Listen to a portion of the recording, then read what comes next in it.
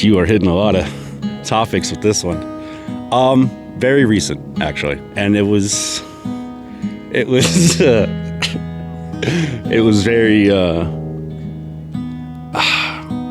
It's something it was new to me, the person that I had to cut out of my life. Finding something real, just because I was alone all the time and being inseparable for about 8 months, I was with this person. My downfall, my, alcohol consumption was technically the turning point of what we were, and having to cut that person out of my life who was there with me for 8 months every day, and being alone for 8-10 years plus, and then having somebody come in your life like that and always be there for you.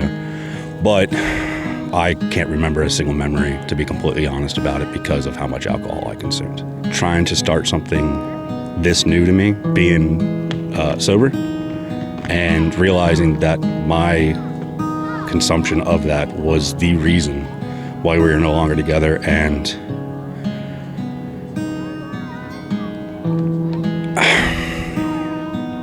it's the what ifs that really get to me, because what if I wasn't drinking 4 months prior to her decisions, and her making her final decision but still willing to stick it out? I'd probably say somebody who was that genuine and that wholeheartedly, trying to forget somebody like that it's rough. It's very rough, but I did it. Oh yeah, a guy who was a friend of mine, and we met in early 2000s, and I really looked up to him because he was a cool guy, and he was a really awesome motorcycle guy, and just kind of jack of all trades, and he was a porn star, which at the time I thought was cool, because I was like, man, this guy gets paid to hook up with all these beautiful women. And throughout time, he's just kind of disappointed me, just a disappointing friend. And he was one of these people that I call a legacy friend, where you don't really have chemistry with someone, but because you've been friends with them, you stay friends with them. And I basically got him a job, and he really embarrassed me in the process. And that's when I realized, I was like, this guy's been lying to me, and he's not a very good friend, and just not what I needed in my life, and I stopped talking to him. And, going to the previous question, which I don't know if you'll see, turning chapters means also getting rid of toxic people. So you get rid of, you have gratitude, you do charity, animal charity especially. If you can volunteer to help cats and dogs, you'll see a noticeable improvement in your life. And then getting rid of things that control you, and getting rid of toxic people who don't add anything and cause you either drama or embarrassment or whatever. So that would be my answer to that. I just recently, actually, very hard, very unfortunate. My best friend, not to say I just cut her out of my life, but I just removed my presence from her life. She didn't want to be with me romantically. I fell in love with her, honestly speaking. I fell in love with her, and she didn't want to be with me romantically. And the friendship got awkward after that, as you probably can imagine. And it just never got quite the same, so we had to separate. And it's one of the hardest things I had to do in my life, learning to let go. That was my first time I had to let somebody go for real, and it just was a lot. I love her to death. I still love her to this day, though. But it's okay. It's all love. I don't know if I ruined it or not, honestly speaking. I don't know if she would ever be my friend again or not, but I do wish her the best. I love her so much. I wish her the best of the world. Hope she's happy. So, fingers crossed. If you do, if you don't, it's okay. I've had people cut me out of their lives, but in a roundabout way. It was good because I needed to be cut from their lives as well, because I used to drink a lot. A lot of my mates used to drink a lot too, which is fine. But at the time, I didn't realize that was like the only reason we were mates, It's like we'd hang out and just drink, and then, I'd be like, oh, hey, let's like go fishing. And they'd be like, are we going drinking? I'm like, oh, I was actually like planning to go fishing. And they're like, unless we take some beers, I'm not going fishing. And then we just stopped hanging out because I actually wanted to go fishing, and they just wanted to go drink beers. And I was like, you know what? Now I'm mates with people that like to fish, so yeah. Get yourself some fishing mates. Oh no, is this going on? Where will this be put? I guess one time I would talk about is in college.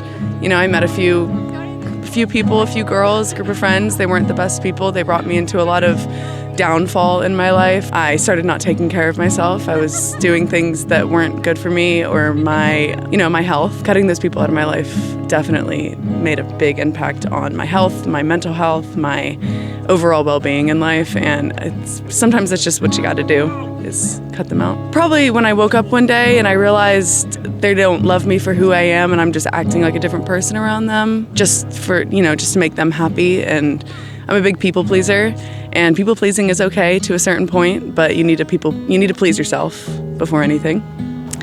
Very painful. I had to do it because their mannerisms and behavior toward me and feelings were toxic. And I had to just say, I don't need this as much as I feel like that I wish that I need this. This is not somebody that is good for me. It's painful. It's very painful, especially when it's somebody that's been in your life all your life. I wish it hadn't had to happen. I wish that it had worked out well for both of us, but we were both of the same opinion at the time, and a lot of time has gone by. I think the biggest thing I've done is forgive. I had to do that, forgive this individual, and I had to forgive myself. My best friend was with a girl, and she was so cool. We were all friends. We had a nice friend group. We ended up making like a very friendly connection, and then it went south so fast. And we had this great friend group, and we all had a ton of fun, and there was a great dynamic. It went south so fast due to some actions of others, and I had to give up a few people based on those actions, but I think that it was the best thing to do. It's kind of like cutting the anchor that holds you. You're never going to make it any further downriver if you don't let go. The dividing point, I would say that there was a few lines in the sand. There were some boundaries, some most definite treachery that happened that you have to stand up to and really figure out what your priorities are, the actions that you take, because your actions are that's who you are. Decisions that you make translate to who you are, and everyone has to dine at the banquet of consequences, whether that's good or bad. Sooner or later you have to go there. So you have to figure out what you stand for and who you are, and make actions based upon those boundaries.